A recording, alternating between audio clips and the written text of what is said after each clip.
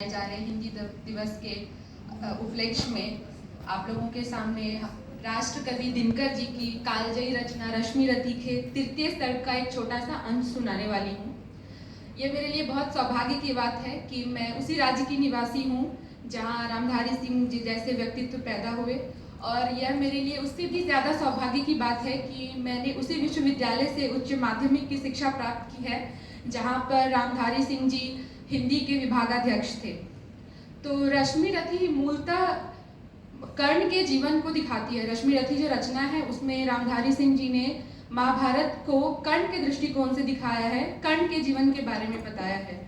तो तृतीय सर्ग का दृश्य कुछ ऐसा है कि जब पांडव वनवास से वापस आते हैं तो वह कौरव से कहते हैं कि हमारे राज्य का आधा हिस्सा चाहिए। तो दुर्योधन कहते हैं कि नहीं, हिस्सा चाहिए तो युद्ध करना होगा, युद्ध करके जीतो फिर ले लो। तो युद्ध का ऐलान हो चुका है, पर भगवान श्री कृष्ण सब जानते हैं कि युद्ध होगा तो क्या होगा। तो वह पांडव की तरफ से कौरव की सभा में जाते हैं और शांति की स्थापना करने की एक प्रयास करते हैं। तो उनके और कौरव के बीच में जो वाद विवाद होता है वो कुछ इस प्रकार लिखा है रामधारी सिंह जी ने कि वर्षों तक वन में घूम घूम, बाधा विघ्नों को चूम चूम, सह धूप घाम पानी पत्थर, पांडव आए कुछ और निखर। सौभाग्य न सब दिन सोता है, देखें आगे क्या होता है।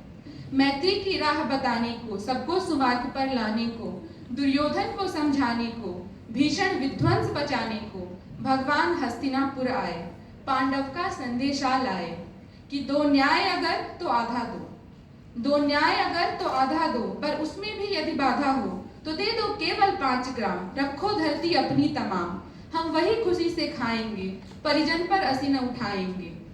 दुर्योधन वह भी दे न सका, आशीष समाज की ले न सका, उल्टे हरि को बांधने चला, जो था असाध्य साधने चला। जब नाश मनुष्य पर छाता है, पहले विवेक मर जाता है। हरि ने भीषण हुंकार किया, अपना स्वरूप विस्तार किया, डगमग डगमग दिग्गज डोले, भगवान कुपित होकर बोले, जंजीर बढ़ाकर साध मुझे, हाँ हाँ दुर्योधन बांध मुझे। यह देख गगन मुझ में लय है, यह देख पवन मुझ में लय है, मुझ में विलीन झंकार सकल, मुझ में लय है संसार सकल। अमरत्व फूलता है मुझ में, संहार झूलता है मुझ में। उद्याचल मेरा दीप्त भाल, भूमंडल वक्षस्थल विशाल, भुज परिधि बंद को घेरे हैं, मैनाक मेरु पग मेरे हैं।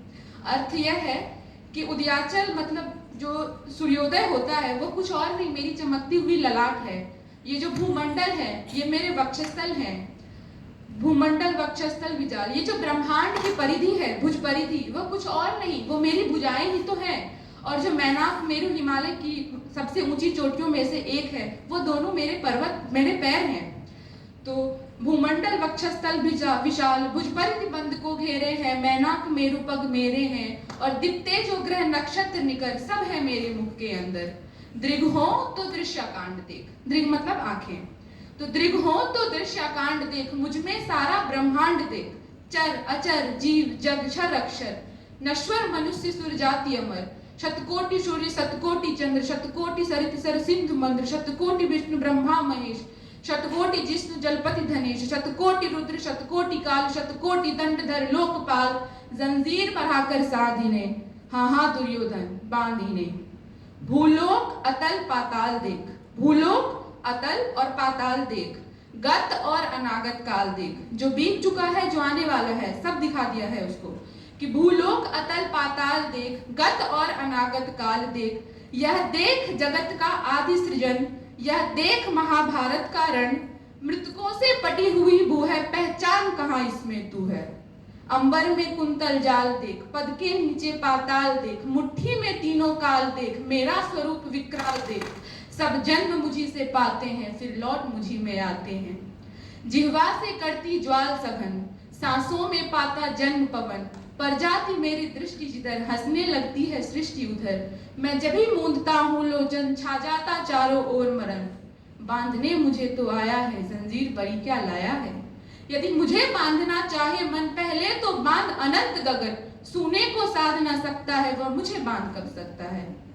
फिर कहते हैं कि हित वचन नहीं तूने माना, मैत्री का मूल्य ना पहचाना, तोले अब मैं जाता हूँ, अंतिम संकल्प सुनाता हूँ, याचना नहीं अब रण होगा, याचना नहीं अब रण होगा, जीवन जय या कि मरण होगा, टकराएंगे नक्षत्र निकर, बरसेगी भू पर वहनी प्रखर, फनशेष नाग का डोलेगा, विकराल काल मुंह खोलेगा, दुर्योधन रण ऐसा होगा फिर कभी नहीं जैसा होगा, भाई पर भाई टूटेंगे, विषबान बूंद से छूटेंगे, वायस्त्रिगाल सुख लूटेंगे, सौभाग्य मनुज के फूटेंगे, और आखिर तू भूषाई होगा, हिंसा का परदाई होगा।